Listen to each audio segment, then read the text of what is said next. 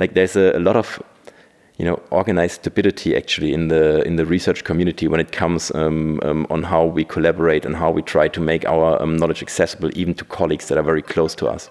Benedikt Fecher is my sparring partner in this new episode of Exploring Digital Spheres. Since 2017, Fecher has headed the Learning, Knowledge and Innovation research program at the HIIG. We speak about the creation of new knowledge at universities, how essential they are to the way we do research, but that researchers often don't find the time to do what they do best. The typical academic career path takes people away from doing research at the point where they're the best. Fecher pleads for thinking differently on what research actually is and how to creatively share its findings within our societies. Here is our conversation.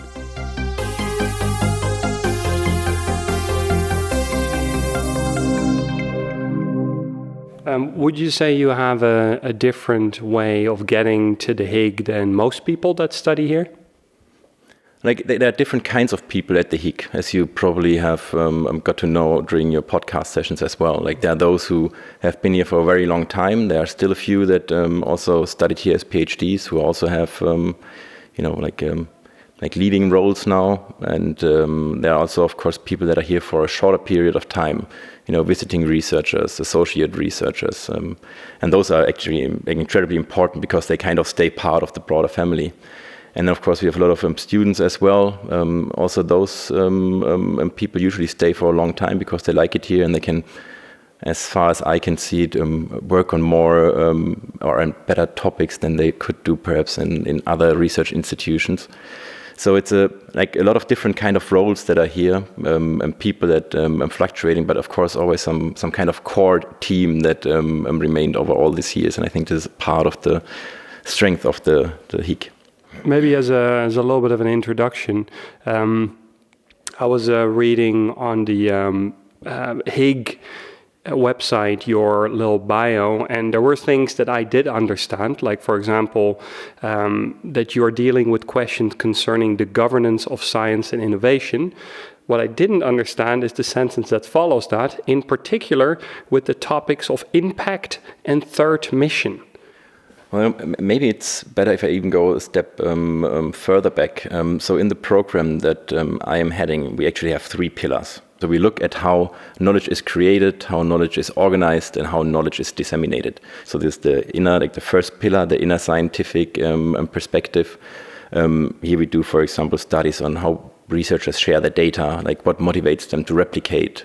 Then we have the second pillar where we look at how research is organized. So we look at, for example, how the institutions for knowledge, basically universities and research institutes, are equipped for doing research for the 21st century, basically meaning like what kind of knowledge do they produce, how for the problems that we are facing today.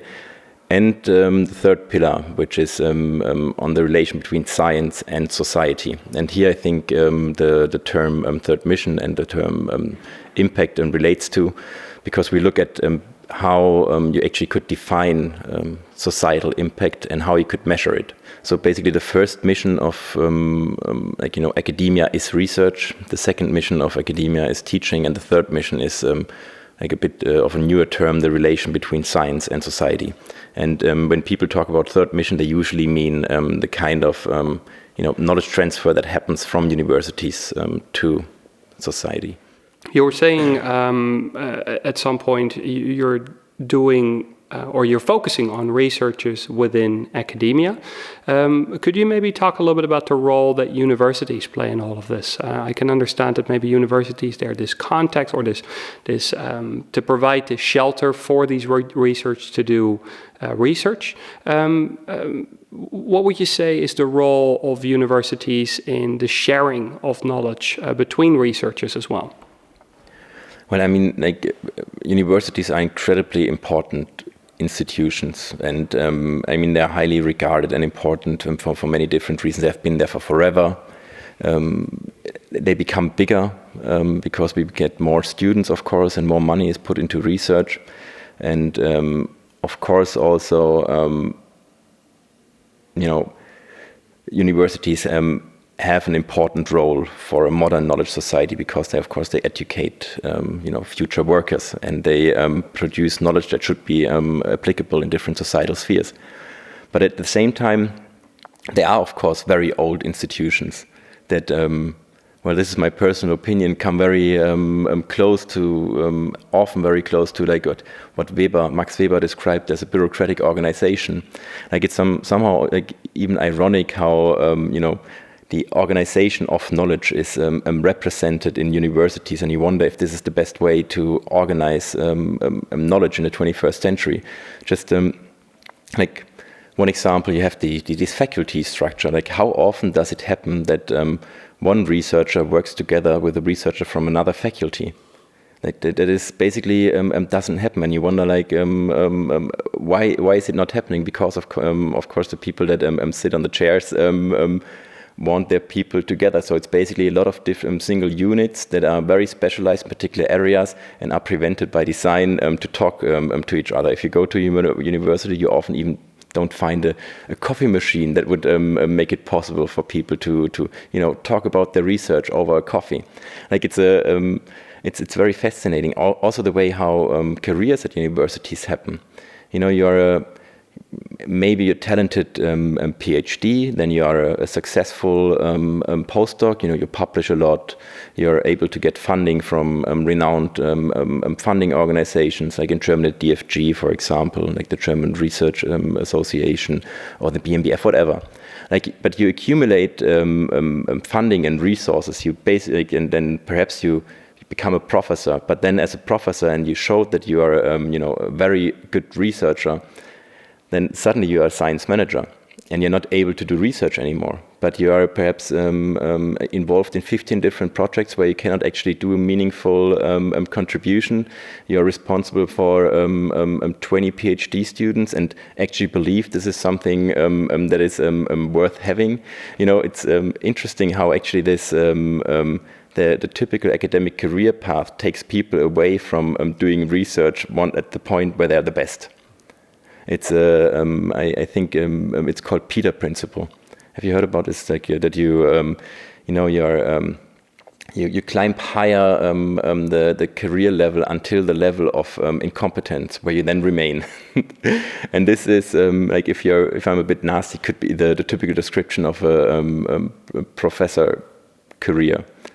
Of course, that's not the case, but I mean, not always the case. But the logic is a bit like the same as if you would, you would be Messi, and suddenly Barcelona would decide, I don't know what the coach is named, Valverde or whatever. Like they would decide to replace him with Messi because Messi is the best football player.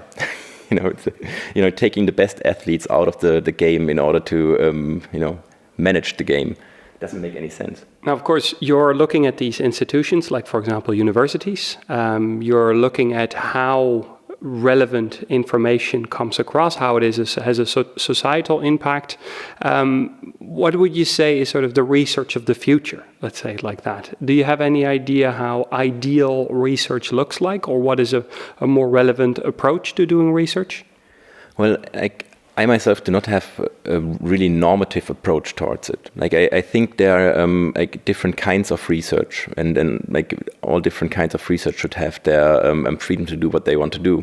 For example, it's like I don't think that base research should be applied. Like you shouldn't ask a base researcher to to work on a society, like a problem that is relevant for society.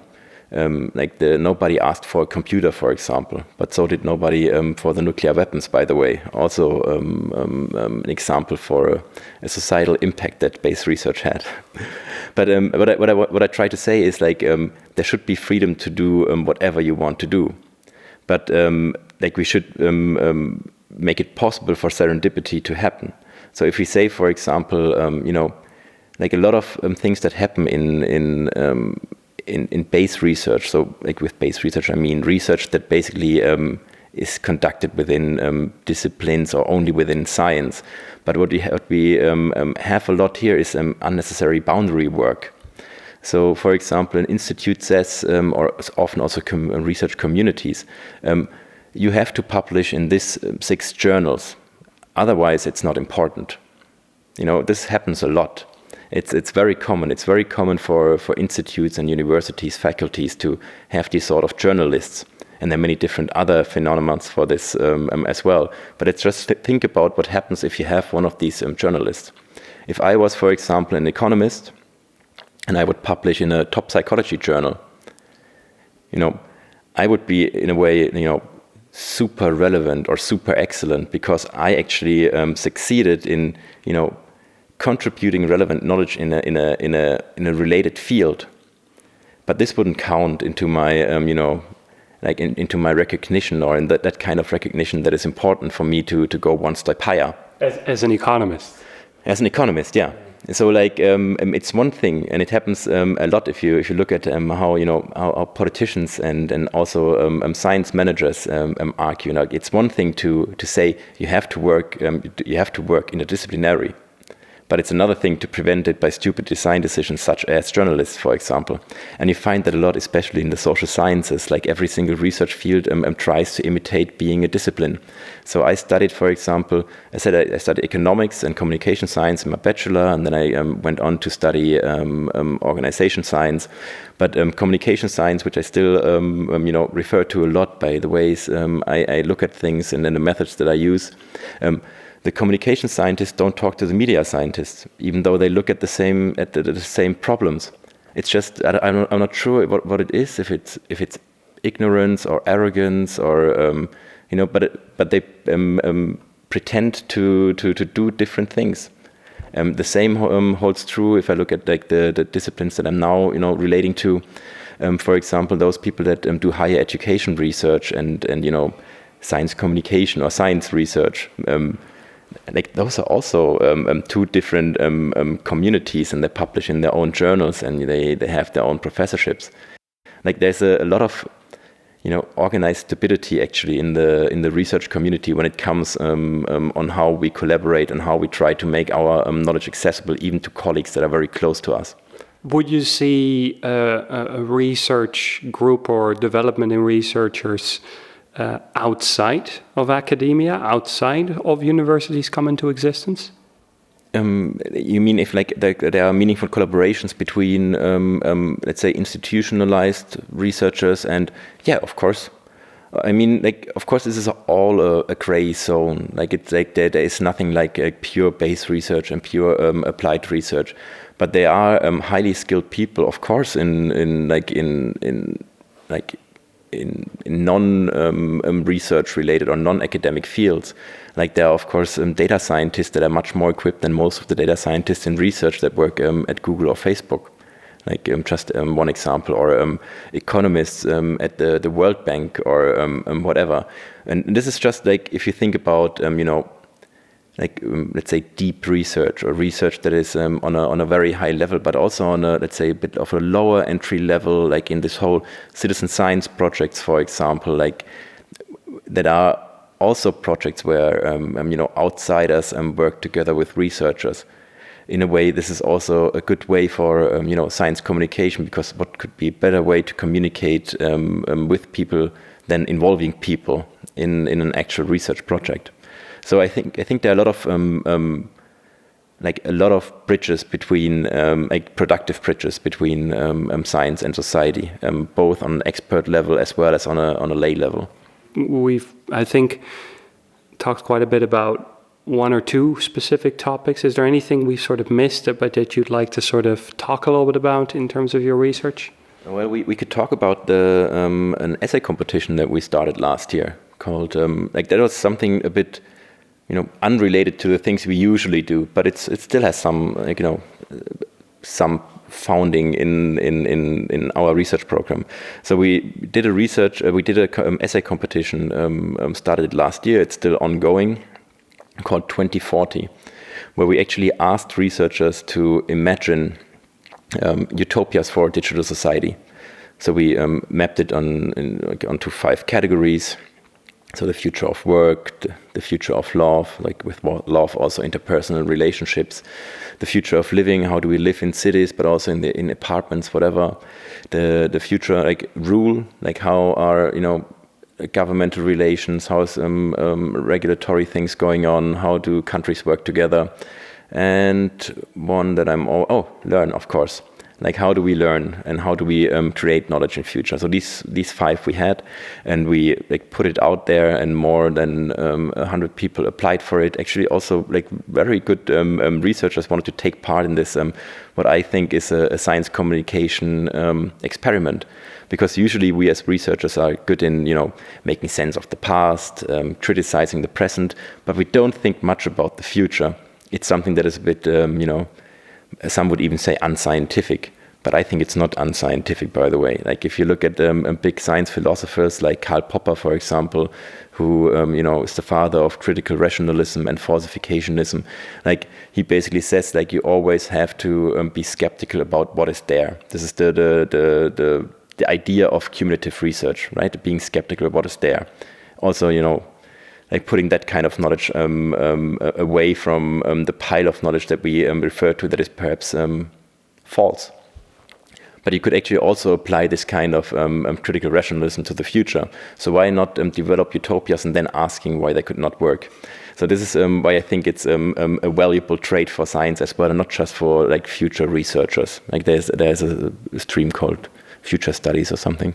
I don't think this needs to be a discipline. This could be a method in many disciplines.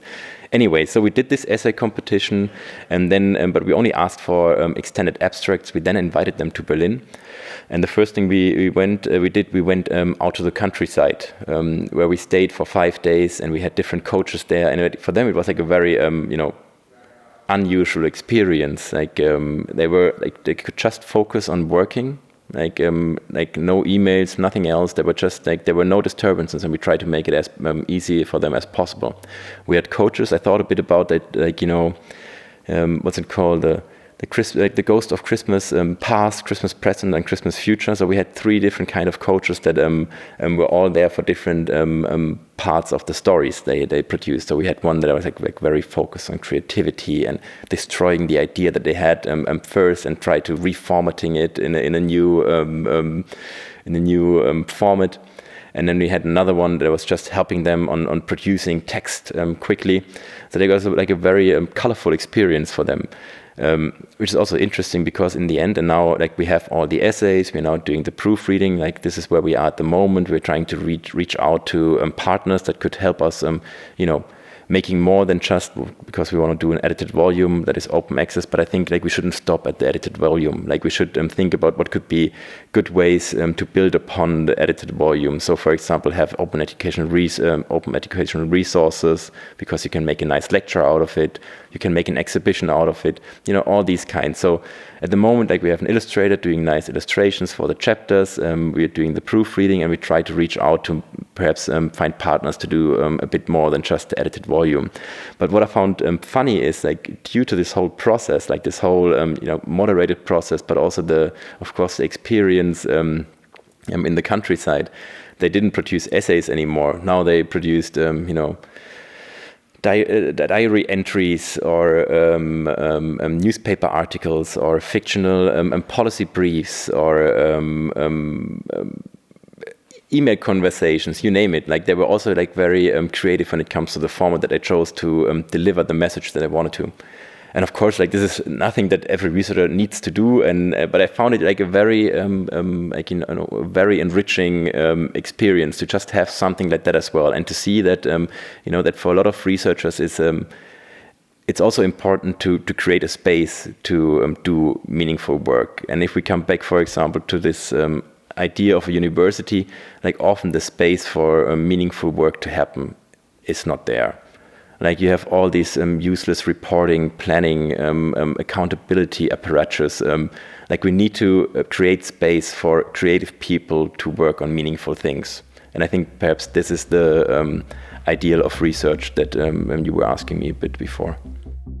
That was Benedikt Fecher talking about pushing the boundaries of knowledge creation. If you want to know more about his research, click on the links in the show notes. And as always, for more information on the Alexander von Humboldt Institute for Internet and Society, their research and future events, go to hiig.de.